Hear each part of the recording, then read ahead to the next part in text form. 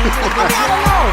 I think Charles said the white women, black men need to be giving up. Sisters, get it together. We need you. You know what?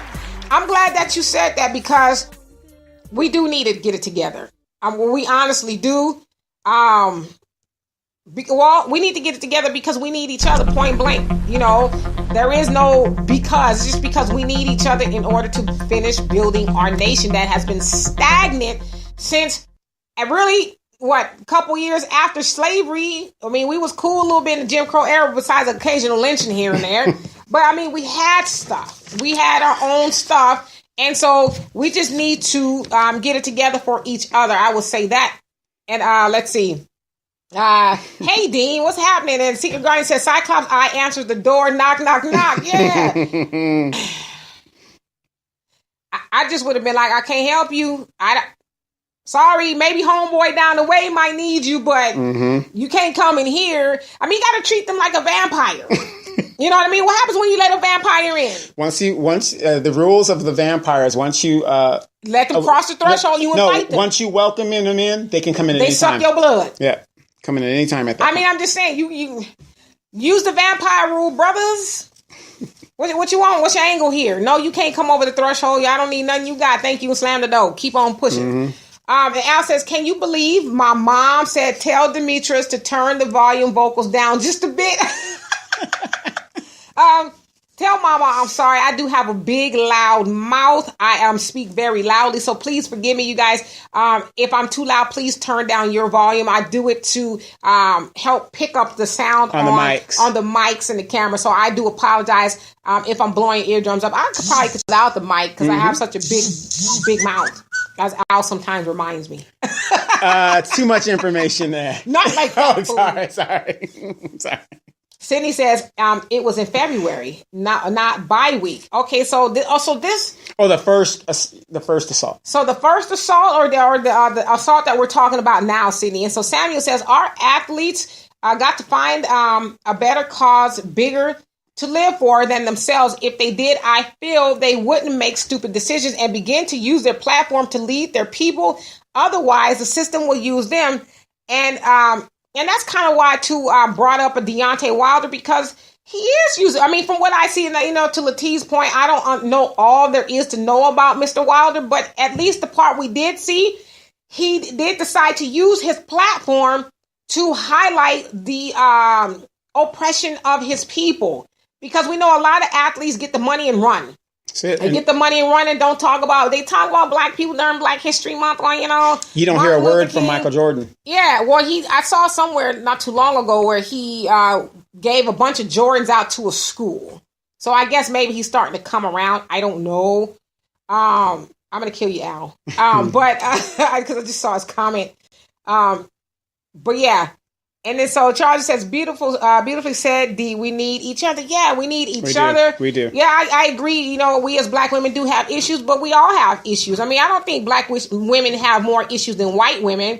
Unfortunately, black women just get, we get the short end of the stick when it comes to black women ain't being this, that, and the other. But hell, I mean, trust me, I've spoken to a lot of brothers who would disagree. They would probably say I have issues with black women, but goddamn it, I had issues with white women too. I know one personally that's a year older than me. No shade to nobody. Because I know she doesn't watch. But anyway, let's see.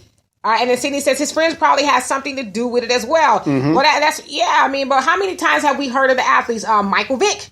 His cousins and his friends had a dog fighting ring of pit bulls in his house, and then the dude goes to do a 2-3 year stint for something he wasn't even there for, although it was at his house. And so, yeah, you got to watch your friends. Have friends like LeBron James, who seems like they are very business oriented, and they're on the mission of making LeBron's brand great. Yeah, well, I was telling this to a friend of mine earlier this week, as a matter of fact, and a lot of people don't realize this.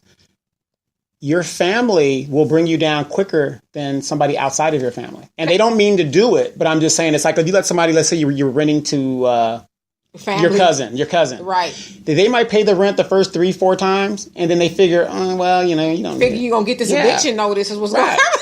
No, and they don't mean to do it, but, you really got to be careful of, and that's what happened in Michael Vick's situation. He was with his cousins. They thought, hey, no big deal. He's not here. We're yeah, and every time you spot. see the man, and people tie him into being a dog murderer. I mean, he might as well. Not saying he should have, but he might as well just beat a woman. He would be beyond the glory, Exactly. And then it says the TM video assault. So that was in February. So that wasn't recent. Wow, I wonder why it's coming out now. Hey, Gloria, he says, to me, it seems black men refuse to learn from the last fallen black man. I mean, God, it's like, what is it going to take? We ain't talking about losing no job at no Piggly Wiggly or Walmart. No shade to anybody working there because a job is a job. We talking about a job that is a game changer. Sounds like he lost $30 million, if I'm not mistaken. So we're talking about to the tune of $30 million over some uncontrollable, or I guess it was controllable, but you chose not to control yourself. And so now you're in the unemployment line. That's baffling to me. But yeah, I mean, like, why not learn? That's what wisdom is, learning from other people's mistakes.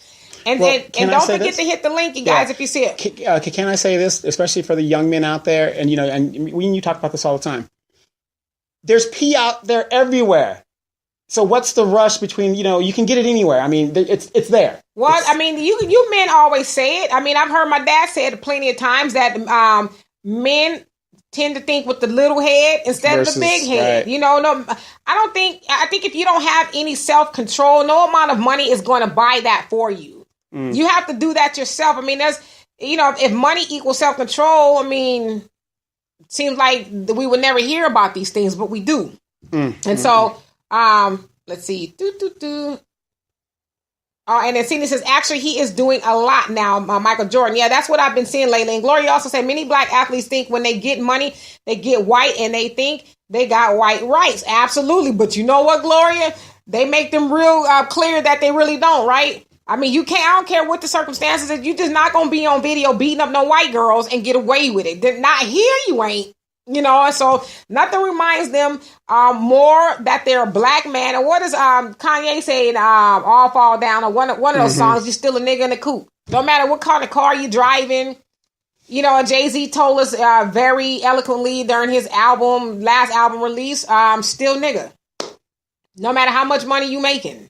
I mean, how many athletes have we actually seen get pulled over and roughed up by the cops? I mean, you still a black man to them. And so Cindy says, good shade, D. And Al said, Al Jack's joke of the day, the black funeral home was going broke, so they made some unpopular decisions. The first was to discontinue the senior citizen discount. You know what? There's something really wrong with you. And Cindy says, and the sad thing, he did not have a guaranteed contract. Why? See, that's what I'm saying. That's the kind of stuff that needs to be going through your head when you peep out, as Secret Garden says, you peep out the Cyclops, the little eye. That's the kind of stuff that goes through your head. Okay, my contract ain't guaranteed. These girls ain't getting in. I mean, I'm just saying. They're not getting over here, vampire. And Charles says, F. Michael Jordan, nothing but love to LeBron James and his truth to the community, even after all that manufactured hatred for going to play for Miami. Okay, well, you said it. I mean, a lot of people are not huge fans of Michael Jordan because it is said that he has pilfered. I don't know how true the word pilfered is, but pilfered the black community of money to the tune of, I guess, billions by now, or millions, I would say, by way of his shoes, and not really giving enough of that back. But it sounds like maybe he is now. I don't know, but I think a lot of people share your sentiment. And Al says, why should the woke, quote unquote, people care that Hunt lost his job, his football contract, since he wasn't in solidarity with Cap? Oh, really? Well, see, I don't know anything about these people, but I mean, see, because if he was I don't think Kaepernick would have, co-signed or defended that kind of behavior. But it's like, gosh, Lee, at some point in time, brother, you got to realize that you are a brother. And they don't love you no more than they love old dude up the street who is a trash, man, or whatever the case is. They just love you right now because you're potentially, as you said, Al, they could have won the Super Bowl or whatever the case is. They don't love you past that. I mean, we've seen that. The NFL being 70% black, 100% white owned, and they treat these players like slaves. And so I guess it's all good until they get fired. Guarantee you now, especially with a name like Kareem, like really, I guarantee you now he's going to start to see the light, even though it sounds like he caused his own demise. And then Charles, you say it's called refrain. Stay away from anything that might seem too easy or that new. Yeah, I mean, I like how What am I know you the Duke of Edgemont and everything, Yes. but who could somebody you don't know, a strange woman, come up to your door and say, "Let me in, Big Daddy"? In this neighborhood, Okay, hell no. I not in thought this you was neighborhood. gonna say it's been a long time. Yes. No, hell no. In this neighborhood, You know how long it's been? Hell yeah, but let somebody. I mean, you got chicks walking the track up a couple blocks up and all this. Okay. You could catch something over here. You like my neighbors ain't anybody out there. Come on in, girl. Come on in. And then Sam used to say, if you a fool with the money, then you are a bigger fool. If you're a fool without the money, then you're a bigger fool with money. Absolutely. I mean, we're not taught right? finances. We're not taught finances. Right. And the Gloria says, I myself find it sad that many black men have fallen so far. The black woman is doing the most in leadership when it should be both. I love the brothers, but they looking bad through. They're looking bad through the black female eye. So basically, what she's saying is, I agree. From our viewpoint, y'all not doing a good job in regards, and I'm just because I've seen this argument a lot in regards to being the leader, stepping up and leading us. We're starting to see a lot of black women. Like we hear, like I don't subscribe to the whole Black Lives Matter organization. I get what they're trying to do. I know, well, yeah, I do get what they're trying to do. And I think it's an admirable effort. However, it's led by predominantly women. And I think the one guy on there, he's, a gay, no shade to gay people, but it's led by women. And most of them are gay and feminists. And so we also hear a lot of backlash. Well, the Black Lives Matter leaders, they're gay and they're feminists and this, that, and the other. It's like, well, if we had more men step up, not saying that they're not men who don't, but if we had more men to step up, the Black Lives Matter movement, which I haven't heard a lot about lately, they wouldn't be such an influence because we know that the Black Lives Matter movement takes a lot of money from white supremacy. Yeah, they might be in the face of Democrats, but it's still white supremacy no matter what, because anytime a white entity gives a black organization money, they want to rule the narrative in that of the NAACP. I keep saying this, but no shade to the NAACP. I think their efforts were valid rather in the 60s, in the 60s and stuff, and even today. I'm not saying they don't do stuff in regards to black people, but what do they do for black people today? Well, I know just like on the local level, they go and do advocacy work. Wow. Okay. For, certain people and things like that. But we also know that organization was started by white people. And so a lot of those white people were big in the eugenics program. And those of you guys who don't know what the eugenics program is, it was originally called the Negro Project, in that they wanted to exterminate and eliminate, same thing, black people from America, because after slavery, we were now a deficit, or a negative, if you will. During slavery, we know that we were an asset because we picked cotton and made white people rich. And so after slavery was abolished, it's like, well, we don't have any need for these Negroes. Them now. Yeah, they ain't going to work for free. They're a burden on society because now we got to try to do something for them. And then during that time too, during the eugenics program, you got to remember, black people were starting to wake up in that we were having, because we were segregated. We had our own communities and stuff. And so they're building our own communities. Yeah, so let's just get rid of them. So the point that I'm trying to make to tie it all back is that if we had more men step up like your Marcus Garveys did back in the day, then I know black people would be better off.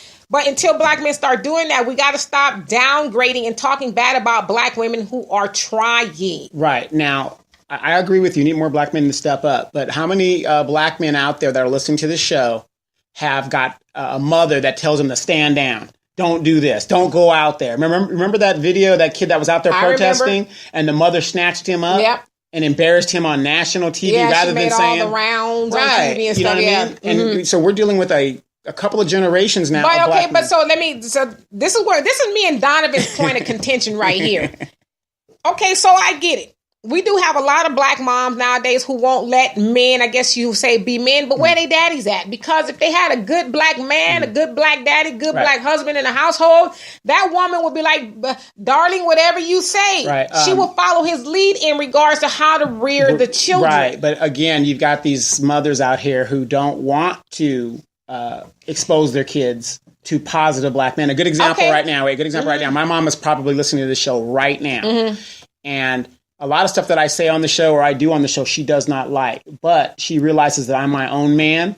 I'm a positive man, and it might take a little different than hers. Right. And she accepts that. But you're fortunate enough to have a mom that knows that, freedom ain't free. Right. And so she doesn't, and while she's scared for you in some respects, she also understands that somebody's got to do it. It might as well be my son. But at the same time, because we hear this a lot, black women are doing this with the kids. But I'm like, okay, even if that black woman is not with that black child's black father, that's no excuse for the black father to be gone from his child's life. Regardless, I don't care what I know there's a lot of women out there that could be a lot to deal with, but no woman under the sun should make you stay away from your child. Okay, but even if that father's locked up or whatever his situation is, and I say this all the time, and I try to be as fair as possible. I'm gonna get to y'all guys' comments. You've got a brother, you've got an uncle, you've got somebody in your family or that man's family that you can send that boy to learn. Now, if Uncle Ray is in the streets, of course, don't send him over there. But but Uncle Pookie, who's going to college, right? Give him that exposure, right? Well, I mean, like we said before, we in this together. Right. Ain't nobody is shouldering the blame more than the other. Okay, and so Sydney says, wondering if he will pick up in 2020. Who is he? And then Charles says, Hunt is, Hunt get picked up in 2020. Yeah. Is that what you're saying? He said, Hunt is 22 or 23. Cap is older and have a great sense of self and his people. And Kaepernick is biracial. Yes, he is biracial, or actually raised by white people, you know. And Sidney says, so the Athletic reported his boys brought them to the room. Okay, so you're saying it was reported that his boys brought them to the room. He was having a party. He asked for an ID, and that's when he kicked them out. So that's the story that I read that didn't get reported on, I guess, on TMZ initially. But they still dropped him off his contract. Right. Well, because he put a foot to their ass. Okay. I mean, I'm just saying, but he did it because they called him, from what they said, it was calling them all types of niggas. That's still no excuse. No, I agree. To do that. And Al says, did Aretha Franklin have a song called Chain of Fools? Yes, she did. Absolutely. And Sydney says, my issue with Black Lives Matter is so many fake websites, fake social media pages. It's hard to find the real websites. Yeah. Right. Because everybody's decided to get their hustle on. Where's the cash at with black people? The cash is with black people. All we got to do is throw a fist up. That's why, I see a lot of T-shirts, because I like black T-shirts with that black sayings, but I always try to research who's selling it, because I know most of the time it ain't us selling the shirt, so I'm not giving y'all no money to sell nothing to tell me about me. Well, I can tell you this, the Jodi Arias shirts that says that she's a survivor, I bought a couple of those. Yeah, I bet you did. Hey, Nancy says, when it comes to the black issue, gay or straight, it should not matter. At least they are willing to step up and fight for the good fight. No, I absolutely agree, and I don't want anybody to think that I'm homophobic, but the point that I'm making is we have a lot of black men who take issues with a movement like the Black Lives Matter, and I have my issues with them too. Being that they're gay is not one of them. I have more of a problem with them being a feminist than I do with them being gay. And so, no, I don't think that whether you're black, or whether you're homosexual or not, has anything to do with you loving black people. I mean, you are who you are, just like I am who I am. I always tell people I don't get wrapped up into the whole homosexuality thing, because I can only talk about my relationship. Yeah, I have a lot of people that I know that are gay, and it doesn't affect what you do in your private time. That's on you. I just don't tell me about it. I don't want to hear about it. I love them to death. I got cousins, all kind of people who are, of a homosexual nature. Right. Now, do I condone the lifestyle? No, I don't. But to me, I feel like it's not for me to condone. Right. Like you probably don't condone what I do. Yeah, no, I'm saying condone it like would I do it? No. Oh, yeah. No, absolutely not. So. All right, okay. And then so Charles says, oh, yeah, don't tone your volume down one bit, D. Respect the mother, but your voice and its volume is a gift. Oh, well, thank you so much. And Charles says, and black women need to give up on the feminist movement. They are using black women, but not joining the black women's causes. You better say that again for the people in the back. And Sydney says, and Donovan Sadiq, what happened to the black teen that was snatched up by his mom in Baltimore? Yeah, I think that's the one we're talking about. Didn't he get in trouble or something like that? Hey, Shay says, good evening from Atlanta. Good evening from Southern California. ATL. And Nancy says, I think that our people are so confused. I think that our people are so confused that they actually think we're doing our part, and they were actually doing enough, despite the fact that we never win in courts or in government. Black people need to learn from the past how to be successful in the present when it comes to our rights. So absolutely. Well, me and Donovan are big advocates about this. Donovan and I, excuse me, Negro. Okay. we are huge advocates of us going to jury duty. Yes. Because what does it say in regards to the jury? A jury of your peers. Now, if you show up to a courthouse and you are looking in the jury box and there's nothing but white people there and you're black, what you think gonna happen? More than likely, you're gonna get the short end of the stick. Mm-hmm. And so when we say, because I agree with you, we need to be more proactive when it comes to our rights, but it starts there. Now, we know most of the time, the judge, the judicial part of it is stacked against us. Well, hell, if we show up to jury duty, that'll at least be a little bit in our favor. It worked for OJ. Right. It worked for OJ, and it's worked for a lot of people who have black juries, but we can no longer complain about not getting a fair trial if we don't show up to jury duty. And also to vote for that district judge. Vote for that judge, because a lot of time those judges are, they have a track record of sentencing black people harshly than anybody else just because. I mean, we don't show up to city council meetings. We don't show up to jury duty. We're just uninvolved. The perfect example of that is Ferguson, Missouri, in that when Mike Brown was murdered by the police, it was discovered that 90% African Americans in Ferguson, but all the city council and all the higher up positions were white. And when people got wind of that, they flipped it around. They got a black mayor. They got, I think, predominantly or half city council. They got a black police chief. So they've turned things around because it was operating like a plantation. And real quick, what do you think happens to that DA judge that ran for the DA 2 or 3 times on, what's their main slogan? Tough on crime. He's tough on crime. He runs to be a judge is his next level if he doesn't run for state attorney general or something like that. Right. They do that. Also, you got to remember that when Minister Farrakhan says this all the time.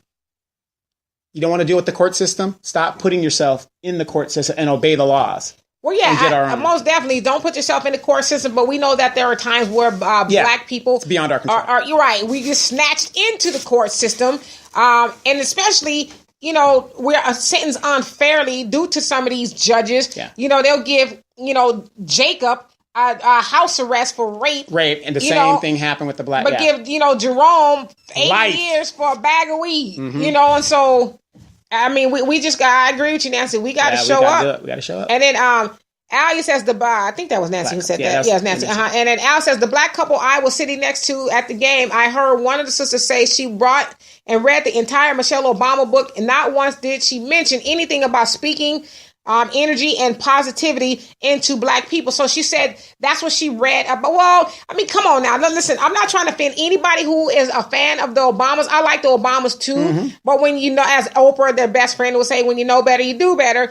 But I think now it has been really revealed that the Obamas were never really, even though they were black, they were never pro-black in that they advocated for black people unapologetically. I mean, it's not surprising to me that Michelle Obama wrote a book, and look at what they're trying to do to her. I've seen pictures of them putting her books by the bathroom in the back. They're giving Trump the sale from her books to Trump. I mean, so they're doing a lot of heinous things to her too. But it's like, how ironic. You won't even talk about black people. But here's you guys. People got to keep remembering the Obamas were not put into office to do with anything with black people. They were put there to stop the Occupy Wall Street movement that was making people jump all over the place. Well, yeah, we know that, but black people didn't know that. I mean, let's be honest.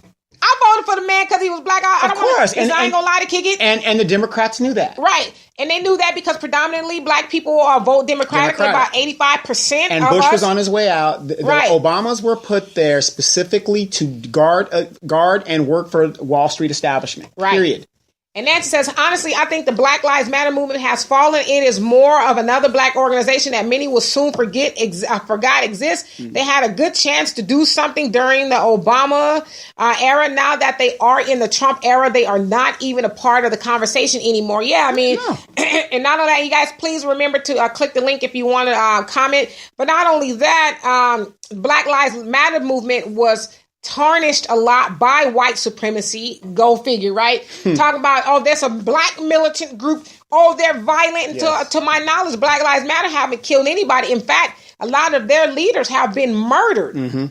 And so they framed them in the narrative of the same way they tried to do, well, not tried to do, but they did to the Black Panther movement in the 60s, and that this is a militant terrorist, homegrown terrorist group. Same thing with Black Lives Matter. And so, but again, as we said, we know that Black Lives Matter got $30 million from George Soros, who is a big time Democrat booster, what do you call it? Booster, supporter.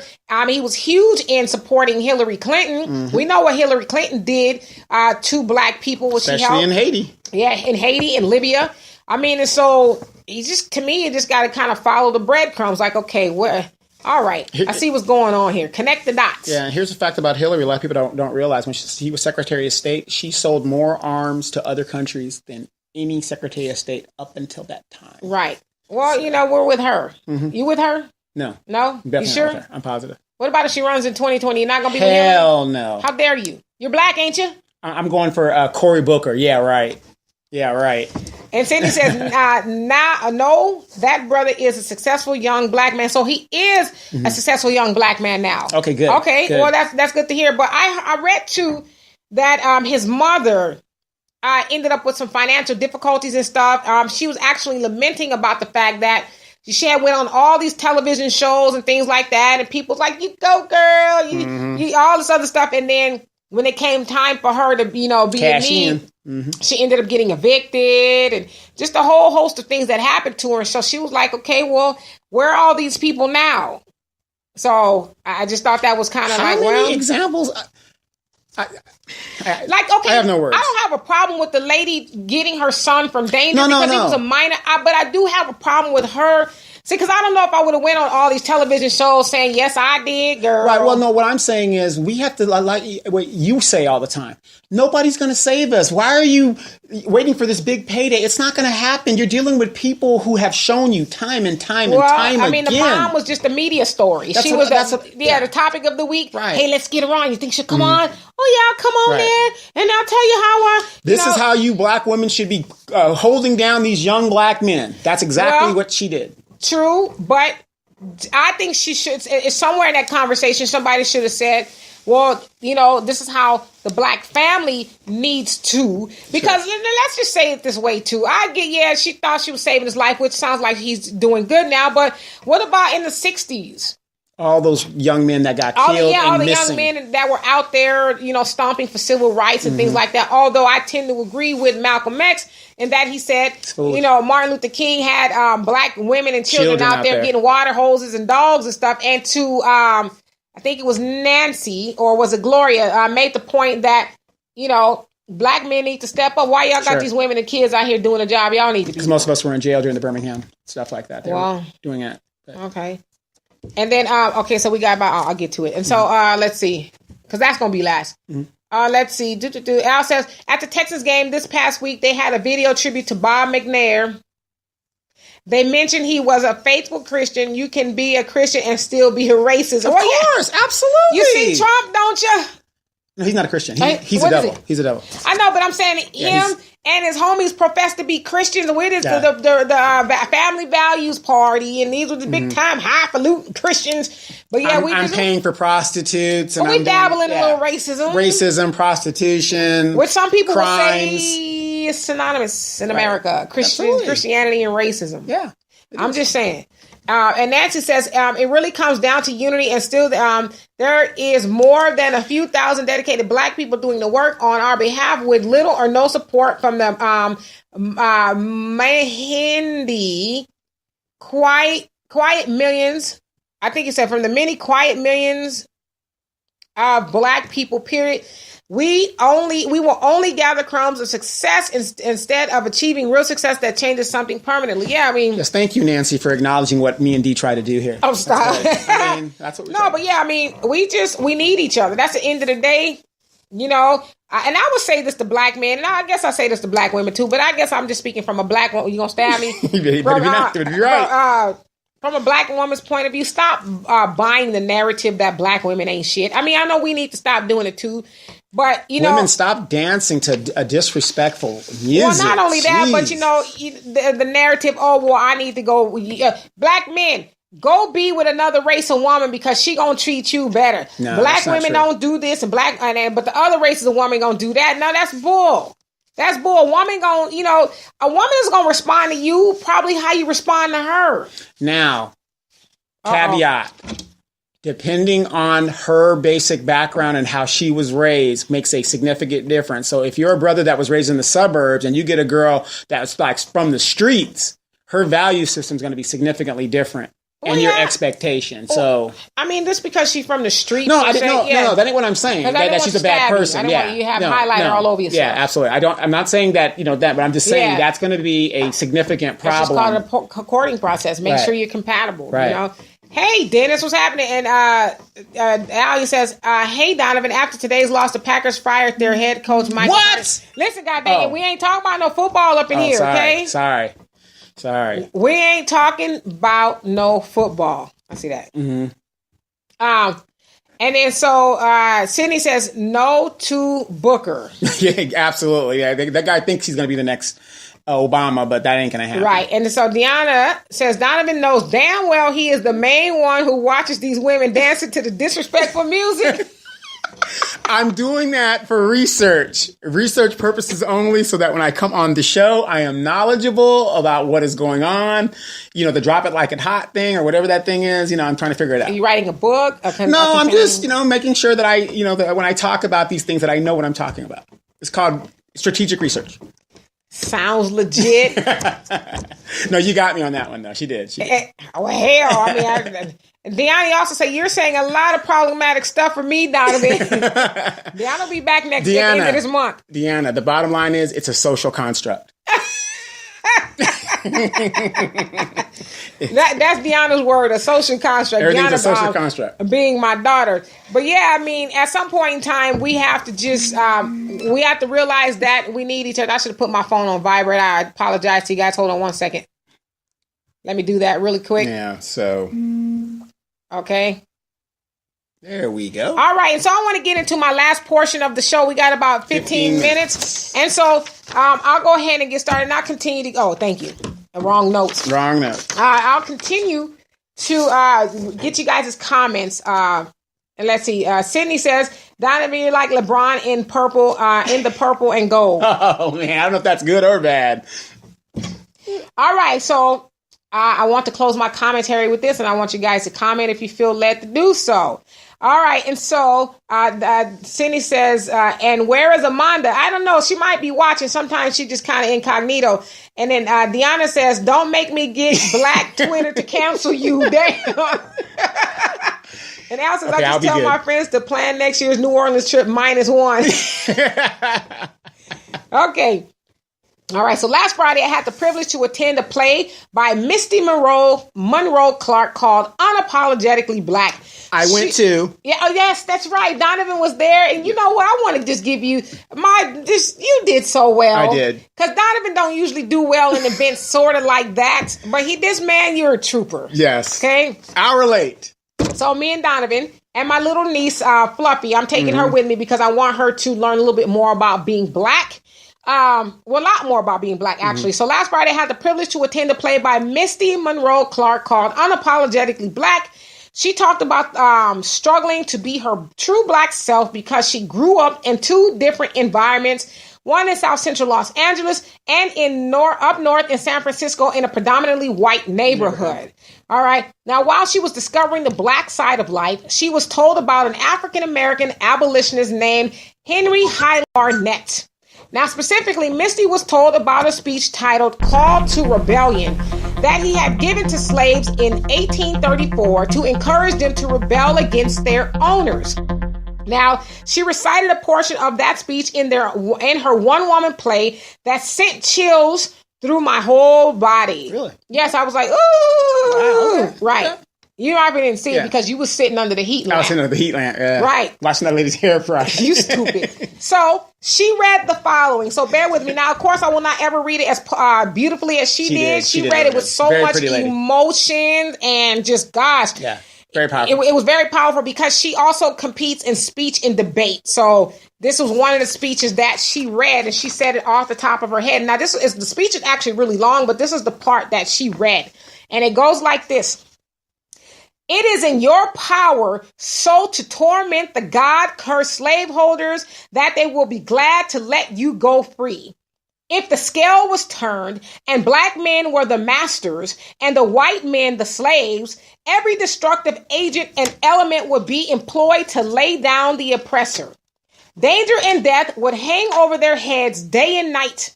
Yes, the tyrants would be met with plagues more terrible than those of Pharaoh.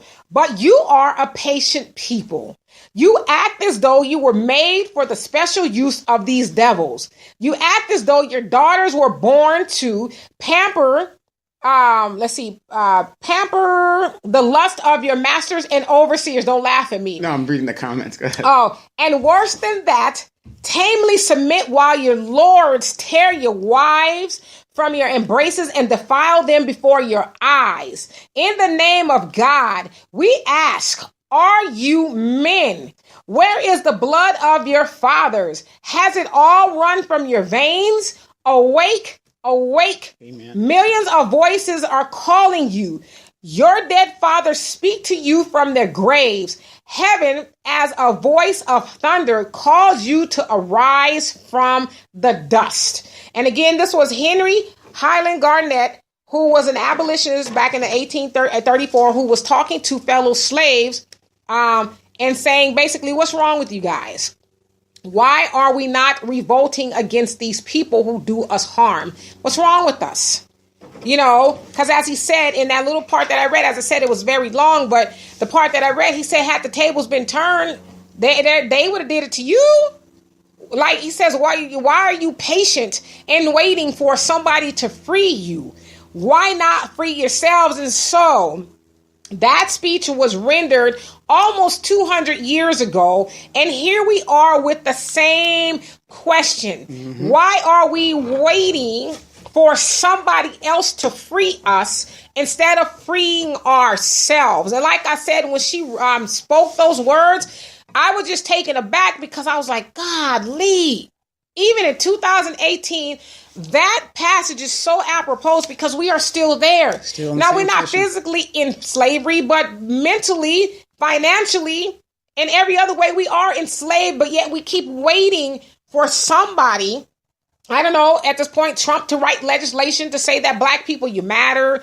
We're waiting for something other than ourselves to free us. And so I impress upon everybody, his name was Henry Highland Garnett, and the speech was called The Call to Rebellion. Look it up and read it, where he is back then, like I said, almost 200 years ago, impressing upon black people to cut your own damn shackles. What you waiting on? Now, admittedly, he was free. His family had escaped to the north, New York, when he was about 9 years old, but he got it. His parents didn't wait for the slave master to cut them loose. They cut themselves loose. And obviously he was taught about being a free black man. And so he went and, preached it to the other slaves like, yo, I did it. You can do it too. What are you waiting on? These people ain't going to give you nothing. Why would they give you something, cut you loose, and you making them all this money? Mm-hmm. They ain't going to pick their own cotton. They got you to do it. Mm-hmm. I mean, and so we know that there's been plenty of abolitionists, one being Nat Turner, who was like, I'm tired of waiting, and he did what he can do. But we just need to get to that point. Now, listen, I'm not saying we need to go kill people. Please, Lord, don't think that I'm saying that. But we need to free ourselves specifically by stop giving the oppressor all of our money. Economically, we need to stop there.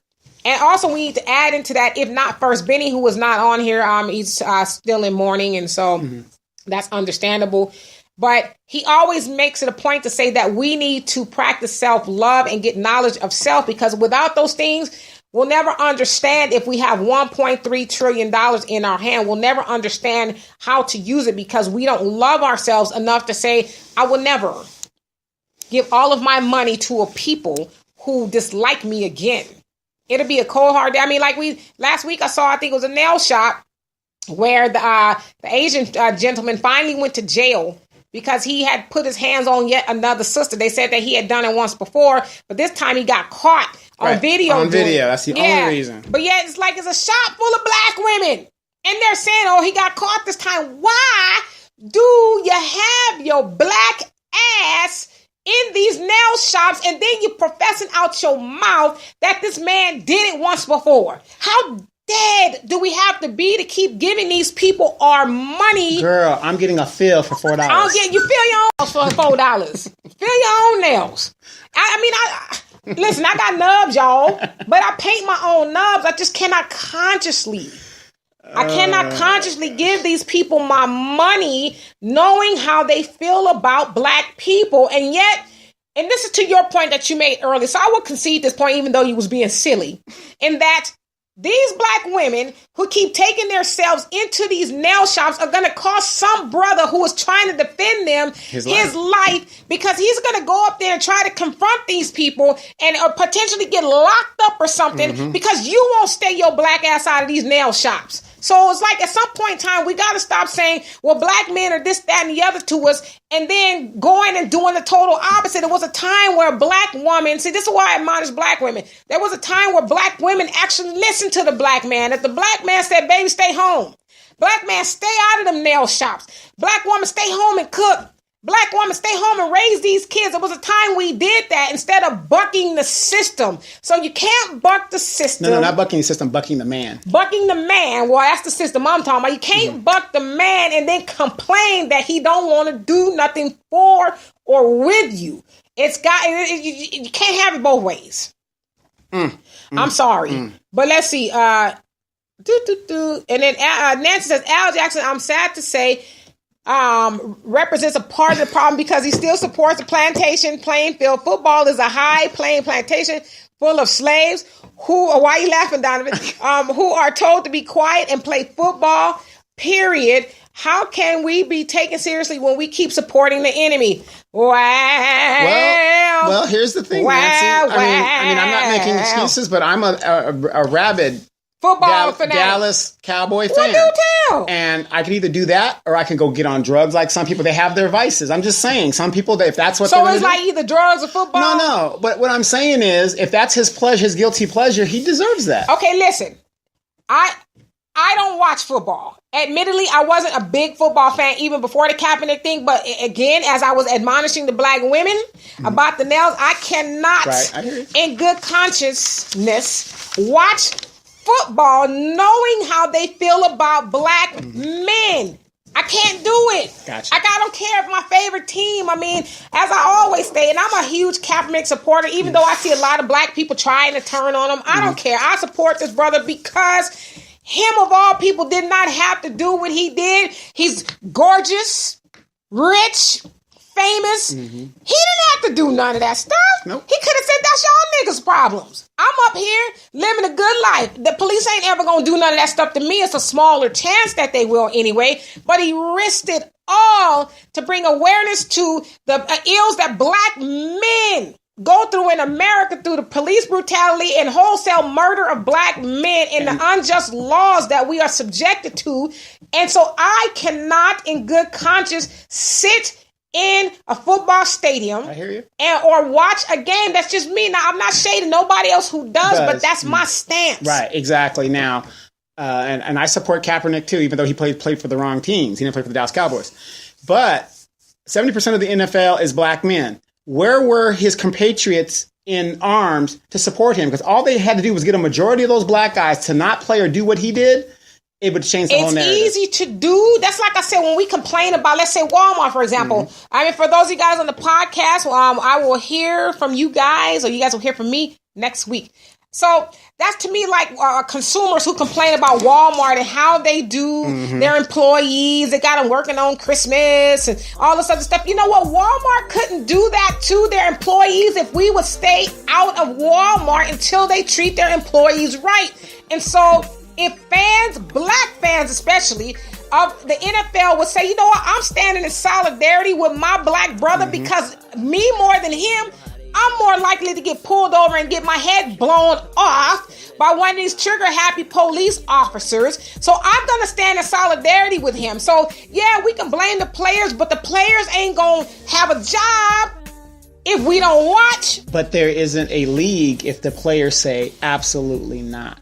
Right, and also with all the money these players are making, they can go start their own league. Yeah, it'll be small at first, but damn, they got all the talent anyway. Yeah, pretty much. When they realize that all the sponsors are going to come over there. But this is why the Honorable Elijah Muhammad basically said that you can go to the cemetery and get more life out of the dead than you can black people. And so Amen. My mother always hated when I talk like that, although she knew I was right, because she says that is negative. But hell, how dead do you have to be to justify and continue to give money to white supremacy that will never accept you? They have done this man Kaepernick so wrong. I mean, even didn't they just rehire somebody else who's accused of domestic violence over Kaepernick? Yes. And yet we gonna go sit our happy black asses and give these people our money?